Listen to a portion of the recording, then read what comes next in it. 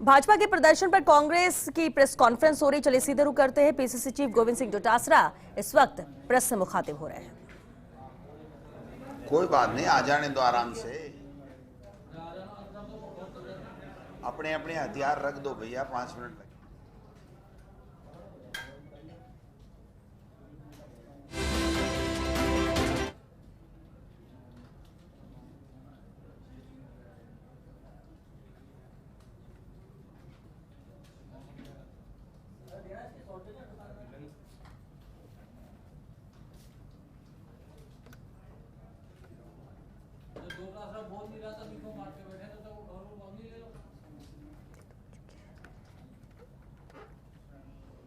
PCC chief Govind Singh Dotasra इस वक्त press से मुखातिब हो रहे हैं। चलिए सीधे रुख करते हैं प्रेस कॉन्फ्रेंस का।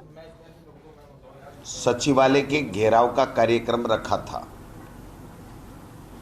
और तकरीबन 20,000 से अधिक लोगों को बुलाया गया था और इससे भी कहीं अधिक आने का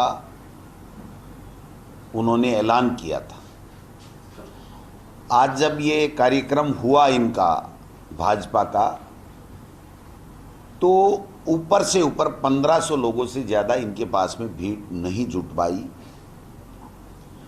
और जो मंच के ऊपर मौजूद थे, जो उपस्थित हुए, जिन्होंने अपनी बात रखी,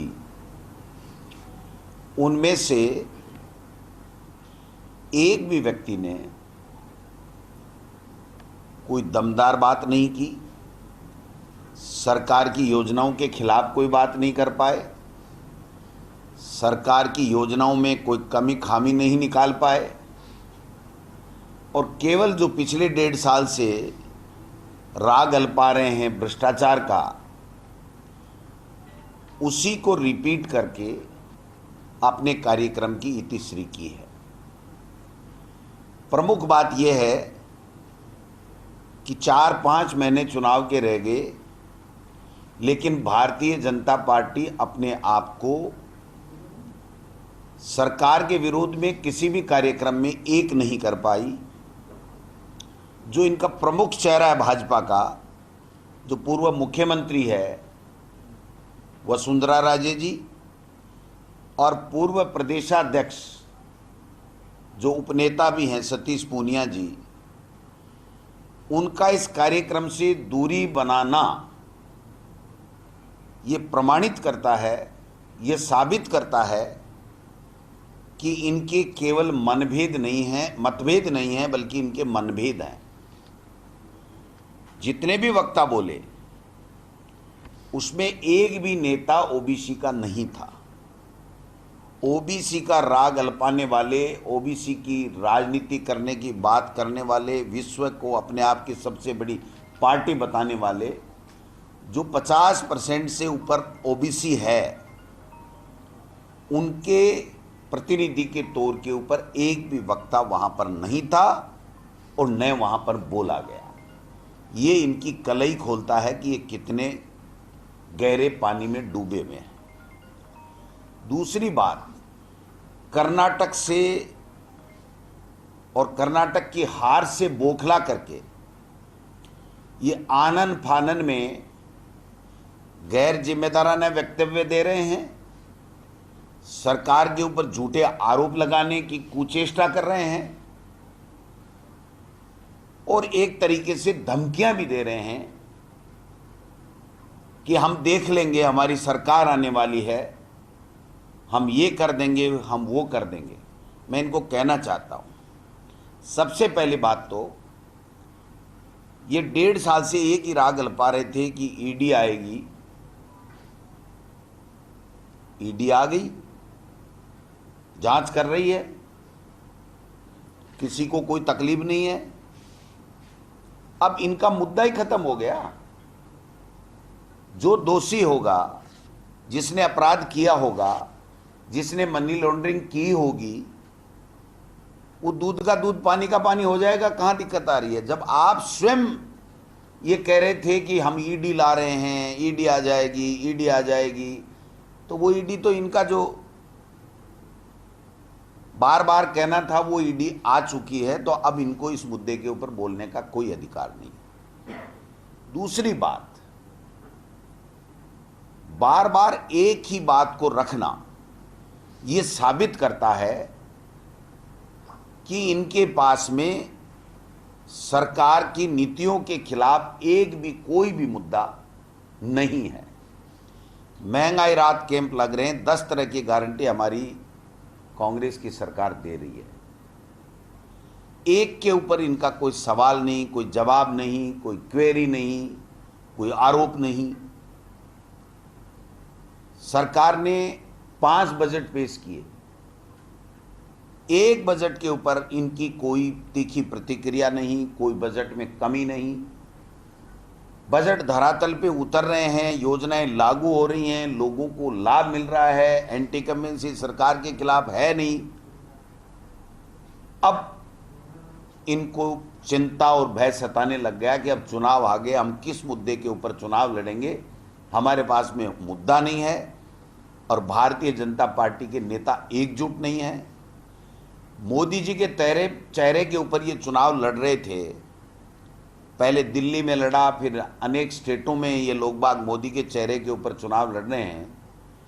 अब मोदी जी का चेहरा भी फीका पड़ गया।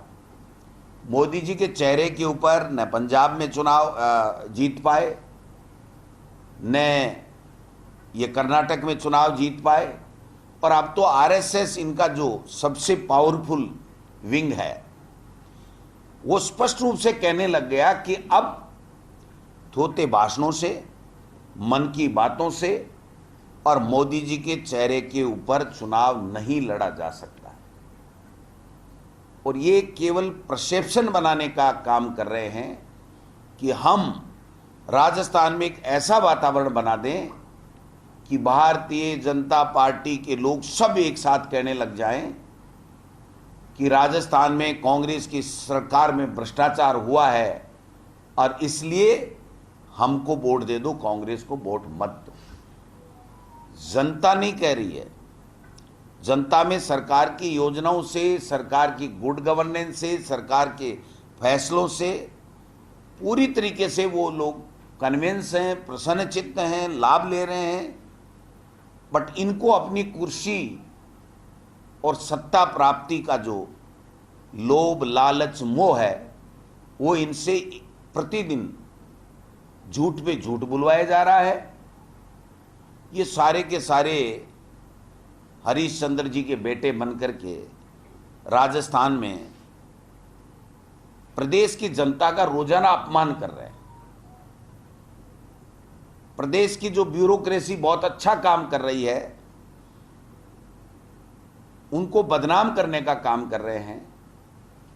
चाहे नेता हो, चाहे वो ब्यूरोक्रेट्स हो, चाहे वो नीचे स्तर का कर्मचारी हो, चाहे किसी भी पॉलिटिकल पार्टी का कार्यकर्ता हो, हमारी सरकार पारदर्शिता के साथ में जहां भी कोई भी गड़बड़, घोटाला, कोई भी भ्रष्टाचार होने की जब सूचना मिलती है या अपने तंत्र से पता लगाती है और वहां अगर भ्रष्टाचार पाया जाता है, गड़बड़ पाई जाती है, घोटाला पाया जाता है, कोई अपराध घटित होता है तो उसके ऊपर त्वरित एक्शन लेती है।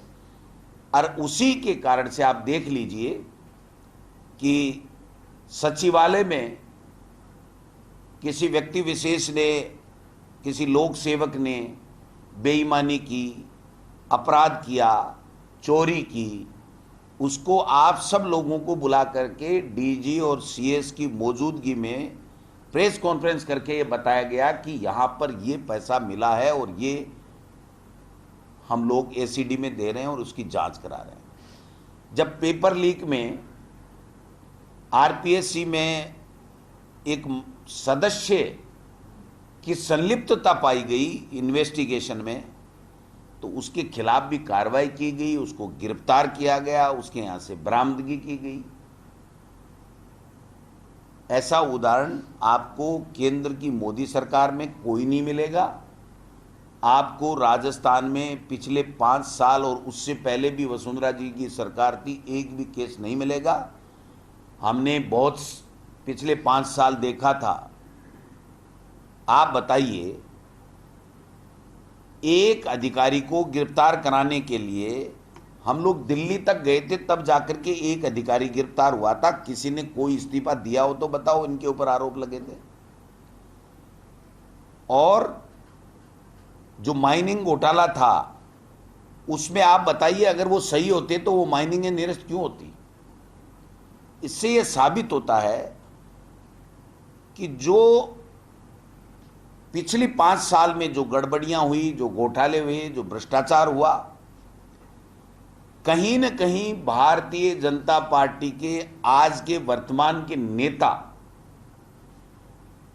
प्रत्यक्ष अप्रत्यक्ष रूप से उन अपने ही नेताओं की तरफ अंगुली उठा करके साजिशन,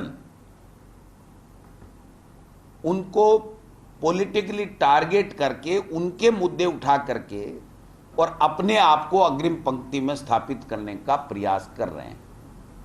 उनको मुबारक हो।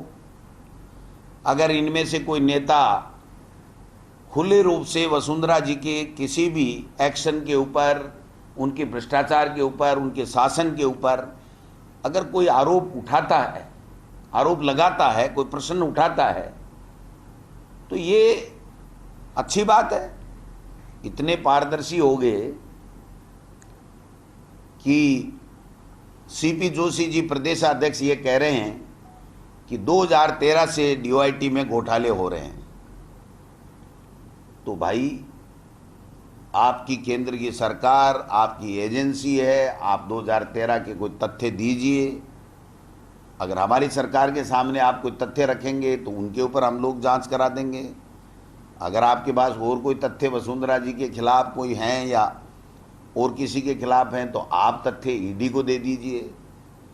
अगर हमारे किसी के खिलाफ किसी के पास कोई भी तथ्य मौजूद हो तो राजस्थान सरकार की पुलिस को अथवा केंद्रीय एजेंसी को उनको देने में कोई दिक्कत किसी को नहीं है, वो दे सकते हैं।